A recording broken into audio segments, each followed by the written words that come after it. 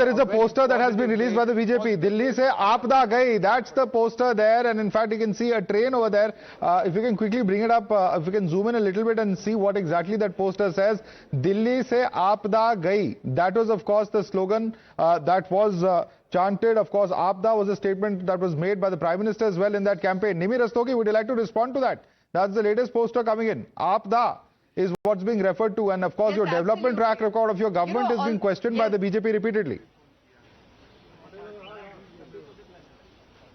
Absolutely. In your hyperventilation to rule Aam Aadmi Party out and write an epitaph for it, let me remind you that 43% Delhi has voted for Arvind Kejriwal and for Aam Aadmi Party. You cannot, even if you want to, erase that fact. You've lost the election. You'll have to come to terms with that. Let's not insult the people of Delhi. Let's not be in denial. Nimi Rastogi, it's an election. It's tough to swallow. I have just begun. I have just begun. Yeah, you have begun it well, very well, ma'am. All But the you can't say you've not lost the hyperventilation election. and the poison that you're spewing, that is spewing.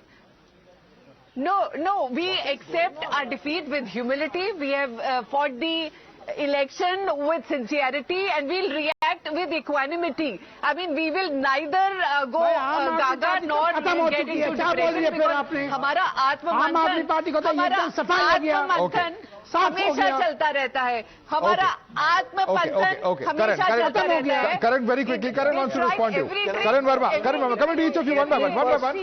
Nimi is not going anywhere. One by one. Let me first give a reality check to madam. Arvind Kejriwal has lost his election. जो आपका main supremo था, Kejriwal and Sisodia, both have been rejected, and that's a stunning indictment, a statement on their governance. And Madhav, when the Prime Minister said Aapda, you must understand, it's one thing to fall short of promises. It's one thing to make Delhi unlivable.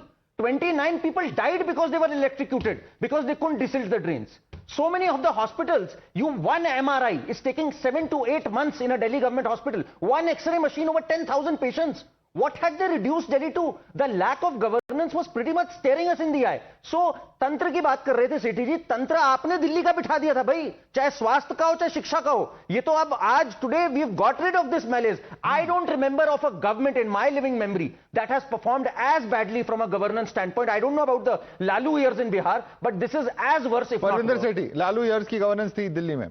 जवाब दीजिए. अभी तो police नहीं थी. नहीं, देखिए मैं आपको बताऊं कि ये रिजल्ट से अलग होकर अगर आप बात करेंगे तो आम आदमी पार्टी ने जो शिक्षा का मॉडल पूरे देश को और पूरी दुनिया के अंदर जिसकी तारीफ हुई है, उसकी तारीफ हुई है, लेकिन भारतीय जनता पार्टी ने उनको डेंट करने का काम करा. कर्नाटक मिनिस्टर ने जाने के बाद परवेंद्र जी, अगर इतना बढ़िया मॉडल था तो लोगों ने वोट क्यों नहीं दिया? सर, आप एक स्वामी संवैधानिक संस्थाओं का मिसयूज करके उनको डेंट करने का काम करा, इनको इसकी इमेज को डैमेज करने का काम करा, पार्टी की इमेज को डैमेज करने का काम करा. One by one. सुंदर जैन से लेके संजय सिंह से लेके सबको जेल के अंदर डालने का काम करा. उसका जो डिफेम हुआ पार्टी को, जो उसका लॉस हुआ, जो उसका डिफेक्ट हुआ, उसके रिजल्ट है. All the constitutional institutions were misused. That's the charge repeatedly coming in. Delhi की जनता ने आम आदमी पार्टी को हराया, पर जो उसके बाद डिफेंस आ रहे हैं आप स्पोक्समैन के, आप समर्थक के, कि अरविंद केजरीवाल अपनी सीट हार जाएं, मनीष सिसोदिया एजुकेशन मिनिस्टर अपनी सीट छोड़ें, नई सीट हार जाएं, और तब भी आप इसको हार नहीं मान रहे, तो ये तो शायद मुझे लगता है बीजेपी और कांग्रेस दोनों ही बहुत खुश होंगे, क्योंकि आप उस जोन में चले गए हैं. पर एक सीरियस बात, दिल्ली में बहुत बड़े चैलेंजेस हैं. पोल्यूटेड एयर है, गंदा वाटर है, इन्फ्लेटेड बिल्स हैं, और बहुत बड़ा चैलेंज इनहेरिट कर रही है बीजेपी, क्योंकि 10 साल से इंफ्रास्ट्रक्चर पे कुछ काम नहीं हुआ, वो डिलैपिडेटेड हो चुका है, गार्बेज कचरों के ढेर पड़े हुए हैं, और अरविंद केजरीवाल ही एमसीडी में है, आप पार्टी है. तो ये बड़े चैलेंजेस, 5 साल बहुत जल्दी जाएगा. ये चैलेंजेस कोई सॉल्व कर सकता है तो central and state double engine जो ये कहते हैं बहुत जरूरी है. एज अ दिल्ली का नागरिक हम थोड़ी अगर बात कर लें तो आई होप 5 साल बाद जब हम यहां बैठ के बात कर रहे होंगे इन डिलीवरेबल्स पे बीजेपी डिलीवर करेगी, क्योंकि ये that's going to be the challenge. There's a reaction coming from Hardeep Puri. Let's quickly listen. Delhi के वोटर्स को सल्यूट करता हूं. उनको मैं समझता हूं कि ये सही मायने में भारतीय जनता पार्टी की और माननीय प्रधानमंत्री जी के नेतृत्व में जो भारतीय जनता पार्टी और कार्यकर्ताओं ने जो जीत हासिल की है बहुत शानदार है.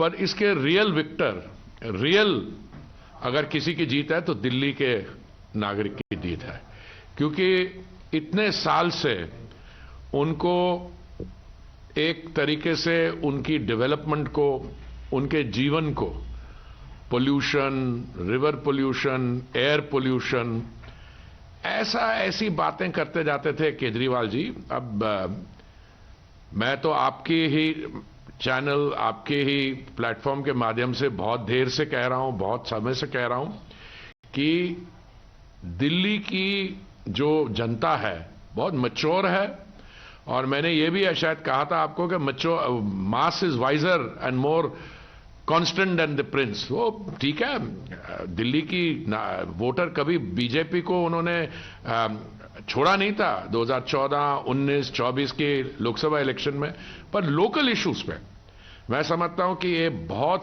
क्लियरली केजरीवाल जी की पर्सनल स्टैंडिंग बहुत इरोड हो गई थी। उन्होंने दिल्ली की जनता को मिसलीड किया, उन्होंने जो उनकी अपनी ट्रांसफॉर्मेशन है, जैसे अब अन्ना जी के आपने इंटरव्यू देखी हो आज सुबह, और कहां भ्रष्टाचार के खिलाफ एक आंदोलन जो शुरू हुआ था वो अपने आप में सबसे भ्रष्ट आउटफिट बन गया। तो दिल्ली की जनता deserved better, they have got better, so this is a victory for democracy, for Delhi। और दो डबल इंजन की सरकार होगी, जो माननीय प्रधानमंत्री जी का विकसित भारत का जो संकल्प है वो अब दिल्ली में भी लागू होगा।